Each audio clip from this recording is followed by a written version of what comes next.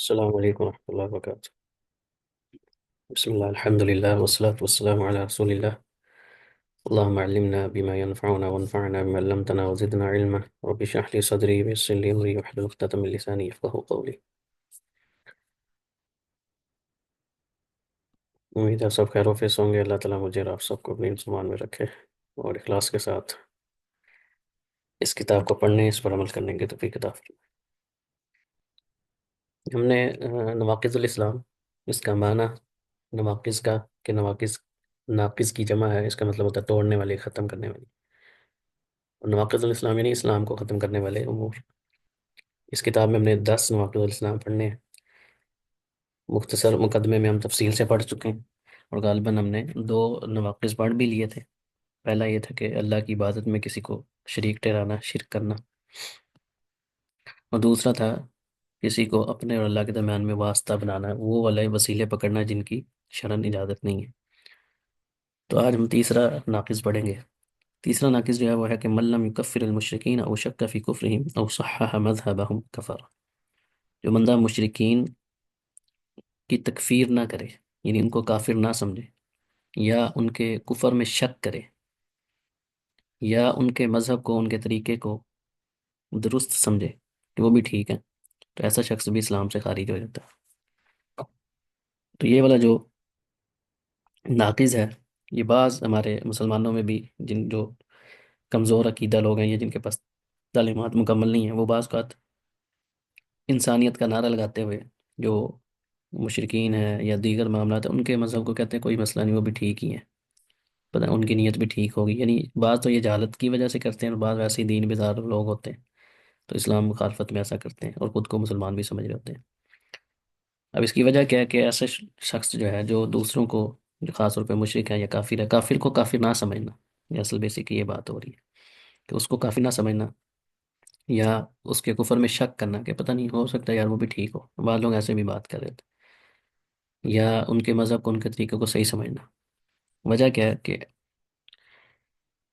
اللہ تعالیٰ نے قرآن پاک میں سورہ المائدہ میں فرمایا کہ لقد کفر الذین قالوا ان اللہ ثالث ثلاثہ۔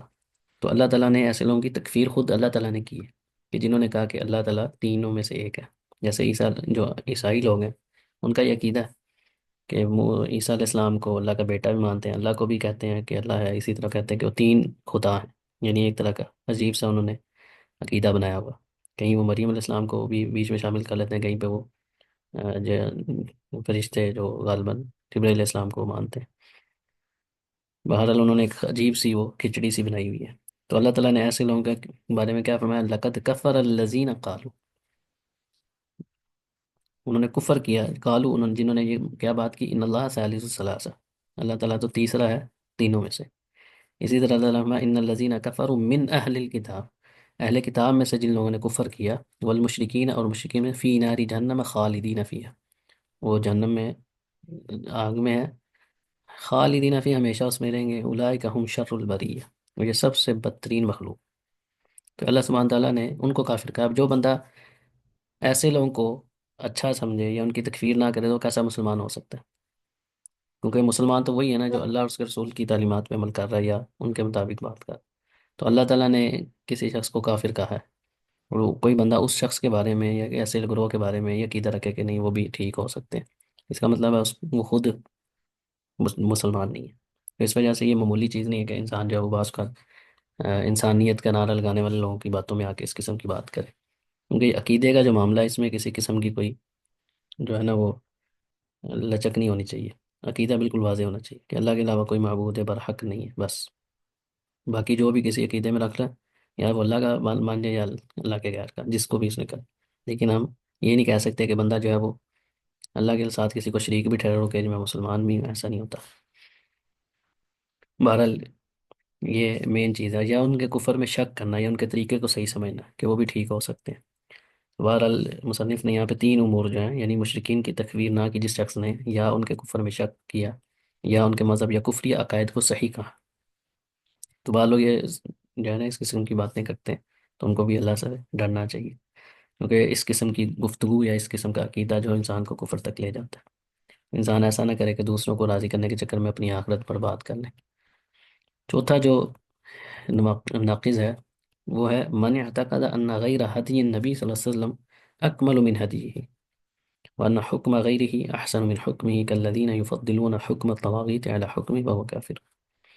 چوتھا جو ناقض ہے اسلام سے نکالنے والا جو معاملہ ہے وہ کیا ہے کہ انسان کوئی عقیدہ رکھے کہ نبی کریم صلی اللہ علیہ وسلم کی رہنمائی، آپ کی ہدایت سے بہتر بھی کوئی طریقہ ہے، یا ان کا طریقہ جو ہے وہ ناقص ہے، میرا طریقہ یا کسی اور کا طریقہ جو ہے وہ مکمل ہے، تو یہ بھی انسان کو اسلام سے خارج کر دیتا ہے۔ ایک ہے کہ رسول اللہ علیہ وسلم کے طریقے کو افضل سمجھنا، عقیدہ بھی یہی ہو، اور کسی وجہ سے انسان یا اپنی سستی کہہ لیں، گناہ کی وجہ سے، بعض تو اس کو بھی سمجھتے ہیں کہ بھی اسی میں شامل ہے، لیکن بہرحال ایک ہے کہ انسان یعنی کسی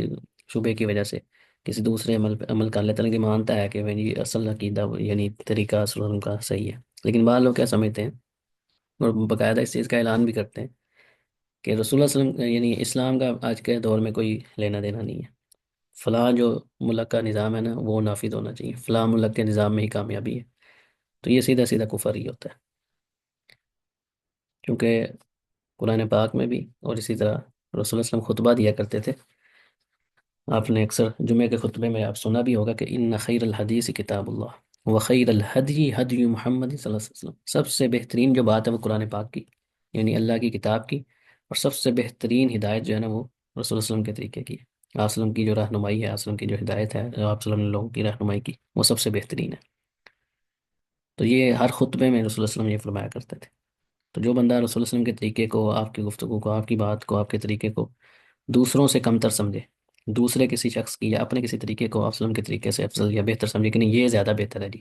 آج کے دور میں یہ زیادہ بہتر ہے جی، اسلام کی فلاں بات جو ہے نا وہ فٹ نہیں ہوتی، جو فلاں کا ملک کا طریقہ ہے یا فلاں شخص کا جو طریقہ ہے وہ زیادہ بہتر ہے، تو ایسا شخص بھی بیسیکلی اسلام سے خارج ہو جاتا ہے۔ وجہ کیا ہے کہ ان لوگوں کی جیسے انہوں نے مثال بھی دی ہے کہ جو طواغیت ہے، تاغوت کی جمع، تاغوت تو اس کو کہا جاتا ہے جو جس کی اللہ کے علاوہ عبادت کی جاتی ہے اور اس پہ راضی بھی ہوتا ہے، تو اس میں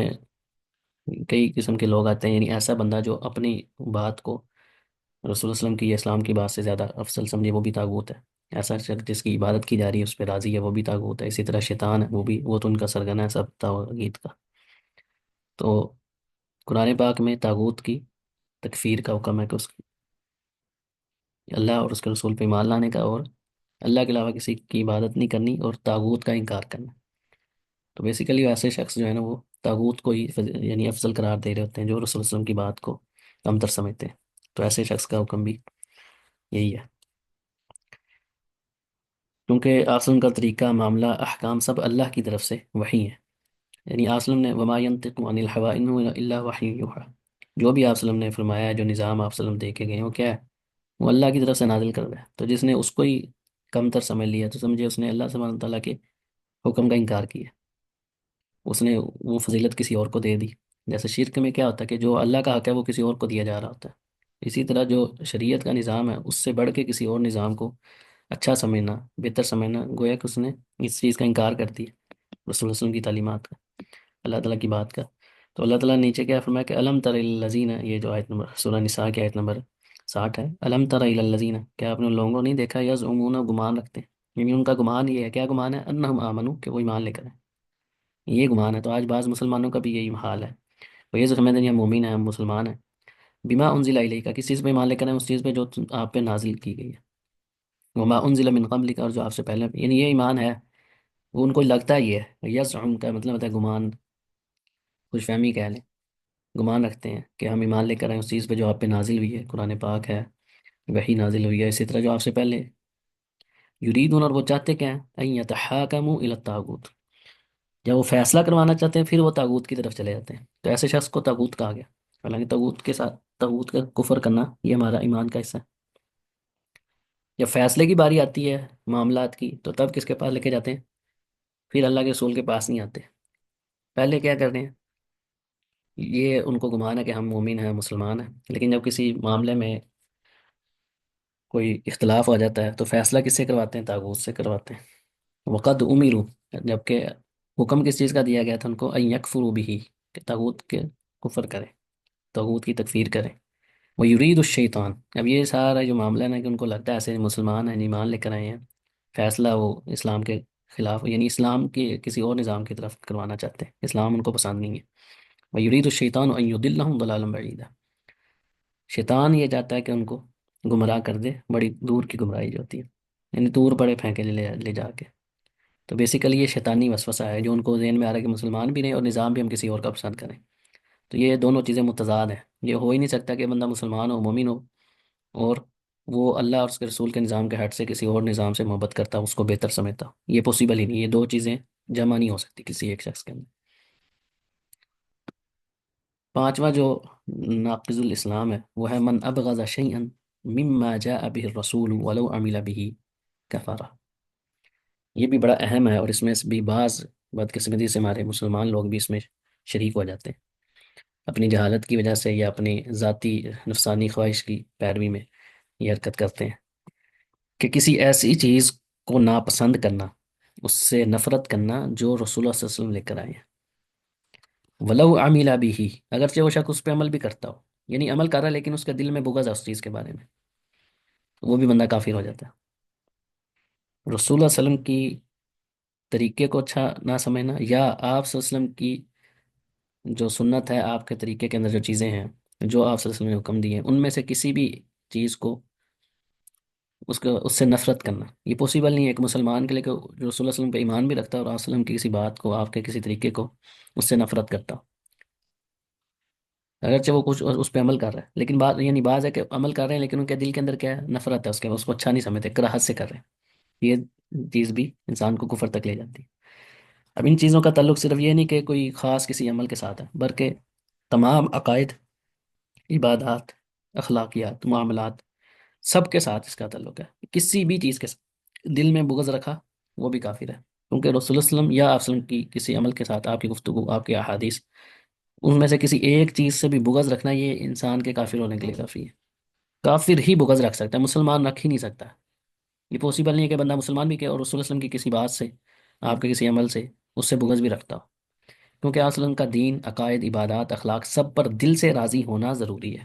اور مطلوب ہے، اور یہی آپ صلی اللہ علیہ وسلم پر ایمان لانے کا مطلب ہے۔ جیسا کہ حدیث میں آتا ہے کہ من قال رضیت باللہ ربا، میں اللہ کے رب ہونے پر راضی ہوا، یہاں پہ راضی کی بات ہے۔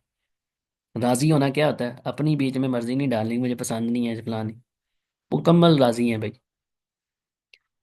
وبال اسلام دین، اور اسلام کے دین ہونے پہ راضی ہوں، وبی محمد رسول، محمد صلی اللہ علیہ وسلم کے رسول ہونے پہ وجبت لہ الجنہ، تو اس کے لیے جنت واجب ہو جاتی ہے۔ یہ فضیلت چیک کریں، لیکن ظاہر بات ہے کہ اتنا آسان کام تو نہیں، اپنے نفس کو ماننا پڑتا ہے، بڑی چیزیں ہیں جو انسان کو، لیکن اللہ کے رسول کا حکم ہے، راضی ہیں، چلیں جی، بات ہی دوسری آگے بات نہیں کرتے۔ صحابہ کو یا جو خیر القرون کا پہلے جو 3 دور تھے جن کو رسول اللہ صلی اللہ علیہ وسلم نے فرمایا کہ سب سے بہترین زمانے، ان میں آپ دیکھیں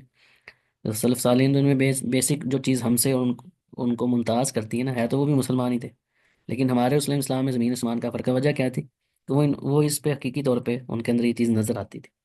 بڑے ایسے موقع آئے ہیں ان کی زندگیوں میں، صحابہ کے آپ دیکھیں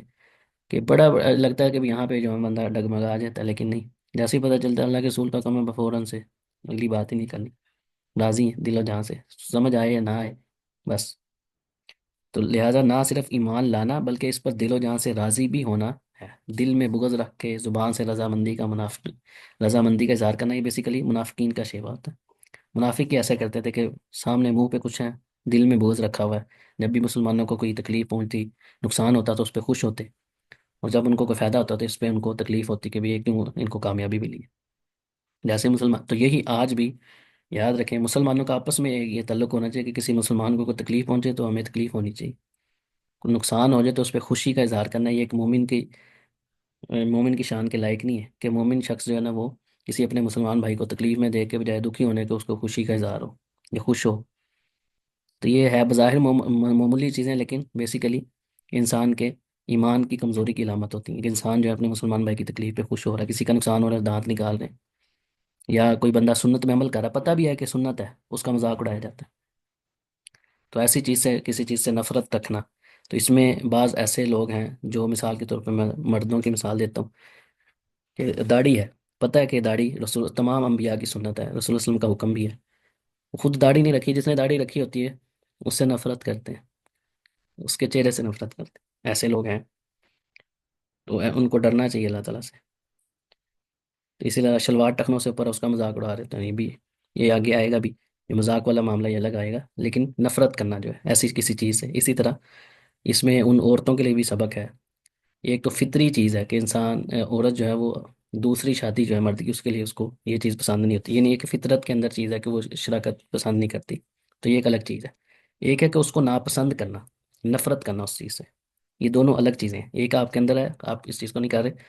فطری چیز پہ کسی چیز کا معاملہ ہو گیا، اس پہ جیسے امہات المومنین کا معاملات ملتے ہیں دیگر، لیکن اس چیز سے نفرت کرنا اور پتہ ہو کہ اللہ کا حکم ہے، اللہ کے رسول کا حکم ہے، وسلم کی سنت ہے، اور صرف رسول اللہ صلی اللہ علیہ وسلم کی سنت نہیں، آپ سے پہلے بھی جو انبیاء انہوں نے بھی کثرت سے شادیاں کی ہیں، لیکن مقصد بات کرنے کا ہے کہ اس سے نفرت نہ کریں۔ نفرت والا جو معاملہ نہیں، یہ بڑا خطرناک ہے، تو اس سے ڈرنا چاہیے انسان کو کہ کہیں یہ والی نوبت نہ آ جائے کہ انسان جو ہے وہ اسلام سے ہی خارج ہو جائے۔ اس کے بعد ہمارا چھٹا ناقص جو ہے، جو اسلام سے نکالنے والا ہے، وہ ہے کہ من استہزأ بشیء من دین الرسول، ایک ہے کسی چیز سے نفرت کرنا، اور ایک ہے اس کا مذاق اڑانا، رسول اللہ علیہ وسلم کے دین میں سے کسی چیز کا مذاق، او ثواب اللہ، یا اللہ کے ثواب کا، بعض لوگ ثواب کا اتنا ثواب ملے گا، یہ ہوگا وہ ہوگا، او عقابی، یا اللہ کے عذاب کی کوئی وعید ہے اس کا مذاق اڑانا، اس کو مذاق میں نہیں۔ اسی طرح فرشتوں کا بعض مذاق اڑاتے ہیں، یعنی جو بھی دین کی کوئی چیز ہے نا اس کا مذاق میں نہیں لینا چاہیے، تو وہ بھی کفر ہے۔ وجہ کیا ہے؟ سورہ توبہ کی آیت، غلا ان سألتہم، اگر آپ ان سے سوال کریں، لیقولن، وہ کہیں گے، ضرور کہیں گے، کیا کہیں گے؟ انما نخوض ونلعب، ہم تو ہنسی مذاق کر رہے تھے، ہم تو ہمیں دل لگی کر رہے تھے، کھیل کود میں ہم تو کھیل رہے تھے جی، ایسی بات کر دی ہم نے۔ قل اب اللہ و آیاتہ و رسولہ کنتم تستہزئون، کیا تمہیں اللہ، اس کی آیات اور رسول ہی ملے ہیں جن کی تم مذاق اڑا رہے؟ مذاق کرنے کے لیے یہی جا رہے ہیں، ان کا مقام اتنا ہے کہ ان کو آپ مذاق میں نہ لیں، مذاق نہیں کرنا۔ لطیفوں میں بعض کا جو ہے نا وہ آپ دیکھتے ہیں، بعض لوگ لطیفے فرشتوں کے یا جنت جہنم کے بارے میں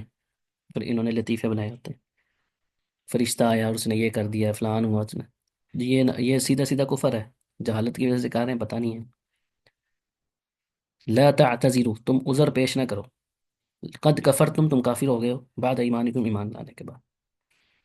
ان نعف عن طائفۃ منهم نعذب، آگے الگ معاملہ ہے، یعنی مین جو چیز ہے وہ یہی ہے، قد کفرتم بعد ایمانکم۔ دین اسلام سے متعلق کسی بھی چیز کا مذاق اڑانا، اس کا عقیدہ، اس کا تعلق عقیدے کے ساتھ ہو، اخلاق کے ساتھ ہو، عبادات کے ساتھ ہو، معاملات کے ساتھ ہو، یا جزا سزا، جنت جہنم، قبر، یوم القیامہ، فرشتوں یا حور وغیرہ، یعنی جس کا تعلق بھی دین کے ساتھ ہے نا، کسی بھی اس باب کے ساتھ اس کا تعلق، چاہے عقائد کے ساتھ تعلق ہے، یا ایمان کے ساتھ تعلق ہے، یا معاملات کے ساتھ، اخلاق کے ساتھ، اس میں کسی چیز کا مذاق اڑانا، یہ بھی کفر ہی ہے۔ اس کو بھی بعض لوگ معمولی سمجھ رہتے ہیں، بعض لوگوں نے لطیفے بنائے ہوتے ہیں، جنت جہنم کے لطیفے بنے ہوئے ہیں، کسی نے فرشتوں کے اوپر لطیفے بنائے ہوئے ہیں، کسی نے کچھ، تو یہ کفر، یہ کفر ہے، اسلام سے خارج کرنے والے امور ہیں۔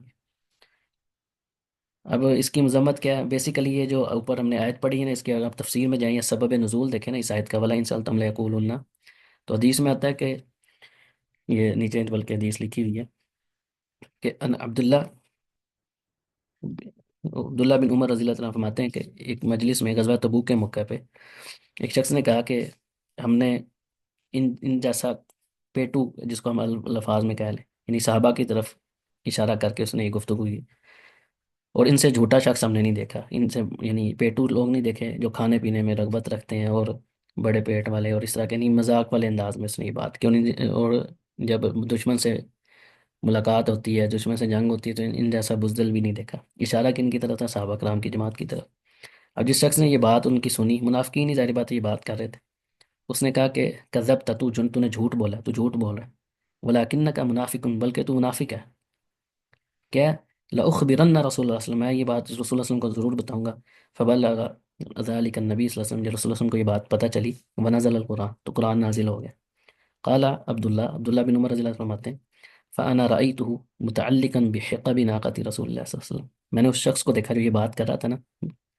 جب یہ آیت نازل ہوگی رسول اللہ صلی اللہ علیہ وسلم کا، تو وہ رسول اللہ علیہ وسلم کی جو اونٹنی تھی نا اس کی لگام پکڑ کے جا رہا ہے، تنکب الحجار، تو ہوا یقول، اب وہ ساتھ چلتی جا رہی ہے اور ساتھ ساتھ وہ بھی گھسیٹتا ہوا جا رہا ہے ساتھ ساتھ، یعنی وہ صفائیاں پیش کر رہا تھا، کیا کہہ رہا تھا؟ یا رسول اللہ انما کننا نخوض ونلعب، ہم تو بس ایویں دل لگی کے لیے بات کر رہے تھے، ایسے مذاق میں بات کر رہے تھے۔ تو اللہ تعالیٰ نے آیت نازل کر کے کیا فرمایا؟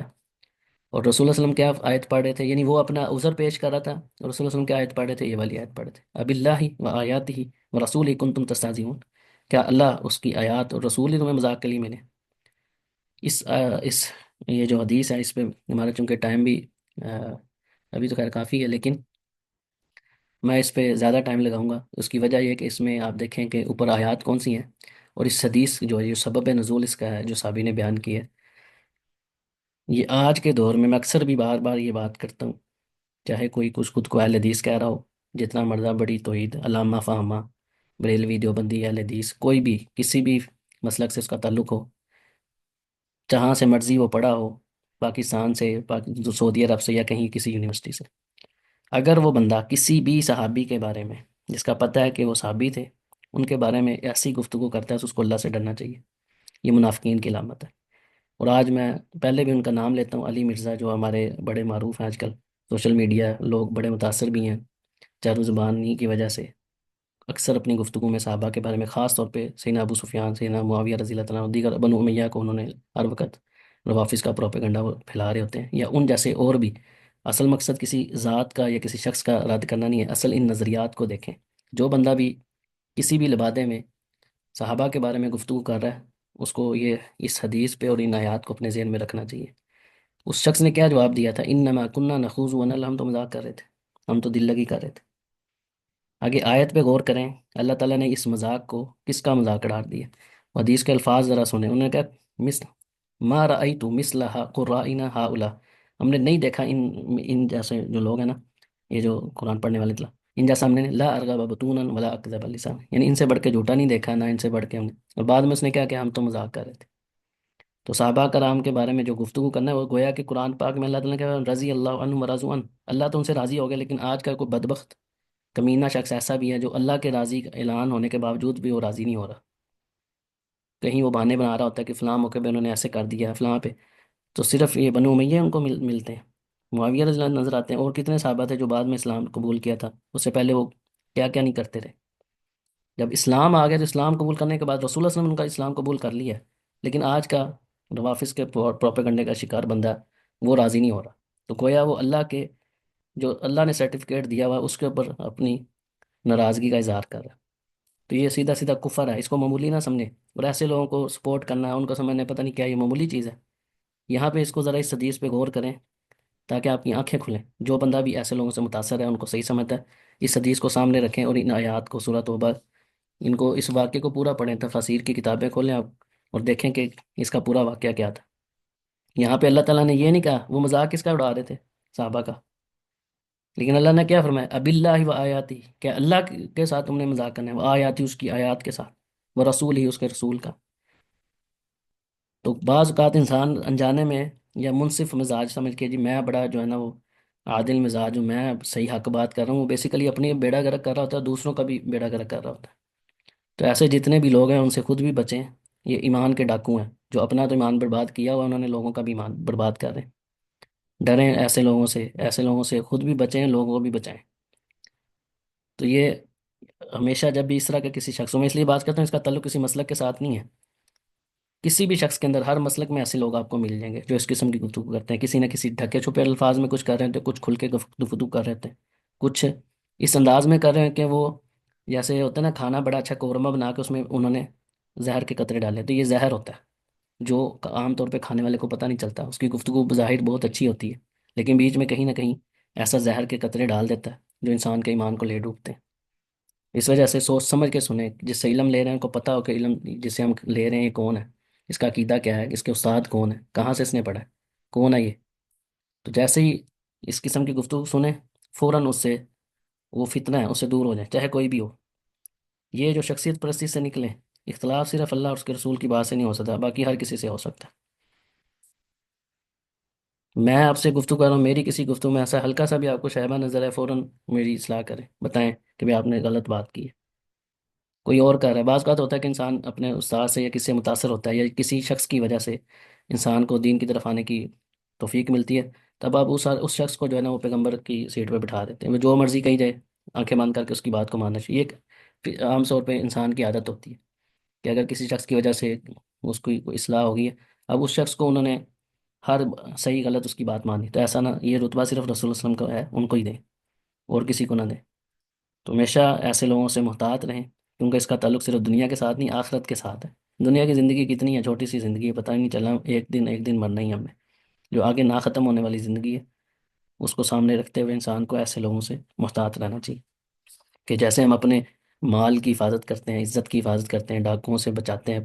اور حفاظت میں رکھتے ہیں، اسی طرح ایمان سب سے قیمتی چیز ہے، توحید سب سے قیمتی چیز ہے۔ جو بندہ آپ کے ایمان میں، توحید میں خلل ڈال رہا ہے کسی بھی شکل میں، ایسے شخص سے دور ہو جائیں۔ آپ کی سب سے قیمتی، جو اس دنیا کی سب سے قیمتی چیز ہے، وہ ایمان ہے آپ کا عقیدہ ہے، توحید ہے۔ ایسے جیسے دنیاوی مال کی حفاظت کرتے ہیں، اس سے کہیں بڑھ کے جو ہے نا، اپنے ایمان کی اور توحید کی حفاظت کرنے کی ضرورت ہے۔ اس میں بہت زیادہ انسان کو محتاط رہنا چاہیے۔ ساتواں جو ہے وہ ناقص، وہ ہے السحر، جادو۔ ومنه الصرف والعطف فمن فعله او رضی به، جس نے جادو کیا یا اس سے راضی ہوا کہ ہاں جی یہ کرنا ٹھیک ہے، یہ تو وہ بھی کیا ہوتا ہے، اس نے بھی کفر کیا۔ دلیل کیا ہے؟ سورہ بقرہ کی آیت نمبر 102، اللہ تعالیٰ فرماتے ہیں وما يعلمان من احد، یہ ان دو فرشتوں کا جن کو ہاروت اور مروت کہا گیا، ان فرشتوں کا ذکر ہو رہا ہے۔ وہ جب بھی کسی کو سکھاتے ہو کہتے ہیں حتی یقولا، یعنی پہلے وہ بتاتے تھے انما نحن فتنہ، ہم آزمائش ہیں،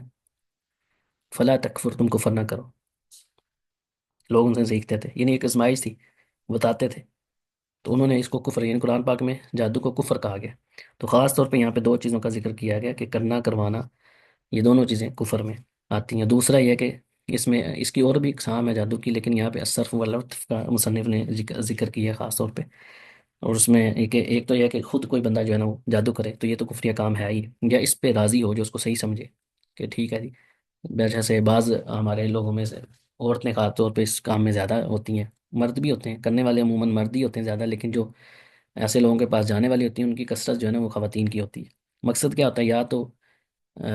دو لوگوں کے درمیان میں محبت کروانے کے لیے، یا ان کو ملانے کے لیے، یا کسی چیز، دو رشتوں کو توڑنے کے لیے عام طور پہ۔ اس لیے اس کا خاص طور پہ جو ہے نا، یہ الصرف واللطف سے مراد یہی سمجھ لیں، کہ اگر یہ جو جادو کی قسمیں ہیں، ان کا خاص طور پہ مصنف یہاں پہ ذکر کیا ہے، تو کثرت عام طور پہ خواتین کی ہوتی ہے، جو اس طرح کے معاملات میں، ایسا نہیں کہ مرد نہیں ہوتے، کرنے والے عموماً مرد ہوتے ہیں جو اس طرح کی الٹی سیدھی حرکت کرتے ہیں، لیکن ایسے جگہوں پہ جانے والے، یا ملوانے کے لیے، یا سنبھلنے کے، دو گھروں کو برباد کرنے کے لیے، کہیں پہ طلاق کروانے کے لیے، کہیں پہ اس طرح کے جو معاملات ہوتے ہیں وہ خواتین کی طرف سے زیادہ آتے ہیں۔ اچھا جی، ہاں جی، یہ ایک نے کہا کہ میری دوست پوچھ رہی ہے، میرا شوہر تو کہتا ہے سب غلط ہے، بس مرزا ذیل میں ٹھیک ہے۔ تو کوئی بات نہیں، ان کے کہنے سے کیا ہوتا ہے کہ مرزا ذیل میں ٹھیک ہے کہ نہیں، ہم ان کی ساری باتوں سے تو نہیں ظاہری بات اختلاف کرتے۔ مرزا ذیلمی صاحب ہوں یا کوئی اور بھی ہو، کوئی بھی ایسا شخص ہے، ظاہری بات ہے اس کے اندر خیر بھی ہوتی ہے، لیکن جو بندہ صحابہ کے بارے میں واضح طور پہ کھل کے بات کر رہا ہے، اس کو ہم صحیح نہیں کہہ سکتے، کیونکہ قرآن کی واضح نصوص کے خلاف ہے۔ تو صرف یہ آپ کی دوست کا شوہر نہیں کہہ رہا، میرے بھی کئی جاننے والے ایسے لوگ ہیں جن سے میری بات بھی ہوئی ہے اور انہوں نے یہی باتیں کی ہیں، تو ہمیں ان سے متاثر ہونے کی ضرورت نہیں ہے۔ ہمارے لیے اللہ اور اس کے رسول کی باتیں کافی ہیں، انہوں نے ان کو سرٹیفکیٹ رضا راضی ہونے کے دیے ہیں۔ اس کے بعد اگر کوئی بندہ ادھر ادھر کی باتوں سے کسی کو گمراہ کرتا ہے تو بیسیکلی اپنا بیڑا گرک کر رہا ہے۔ تو اب یہ کوئی، جیسے انہوں نے نیچے شرح میں لکھا ہے کہ کوئی یہ کہہ سکتا ہے کہ جادوگر کافر کیسے ہو گیا، تو اس کا جواب یہ ہے کہ جب تک کوئی شخص کفر نہ کرے وہ جادوگر بن ہی نہیں سکتا۔ تو یہ حقیقت ہے، یعنی کفر کرتا ہے تو بندہ جادوگر بنتا ہے، جادو کی اندر تاثیر ہے، جو بھی معاملہ ہے نا، بیسیکلی اس کی بیس ہی کفر ہے۔ ایک تو اس کی وجہ نہ ہونا بھی، جب جس کو اللہ نے قرآن پاک میں کفر کہہ دیا وہ کفر ہی ہے، اب ہماری سمجھ میں آئے یا نہ آئے یہ بات کی بات ہے، لیکن جادوگر کوئی بھی ہوتا ہے نا، وہ کوئی نہ کوئی لازمی ایسا کام کرتا ہے، ایسی حرکت کرتا ہے جو کفر پہ کفر والی ہوتی ہے، یا وہ قرآن کی توہین کرے گا یا اللہ کے رسول کی، کیونکہ اسی طرح جو بندہ جنات سے کام لے رہا ہوتا ہے ان کی اکثریت بھی ایسی ہوتی ہے کہ جو شیطان جو ہے نا کبھی بھی آپ سے، آپ کی بات ایسے نہیں مانے گا، کچھ وہ اپنی منواتے ہیں، کچھ آپ کی مانتے ہیں، پھر ہی ایک دوسرے کا فائدہ اٹھاتے ہیں، جیسے ہم پیچھے ہم پڑھ آئے ہیں سورہ انعام کی تفسیر میں، وہاں پہ ہم نے اس پہ تفصیل سے ذکر کیا تھا۔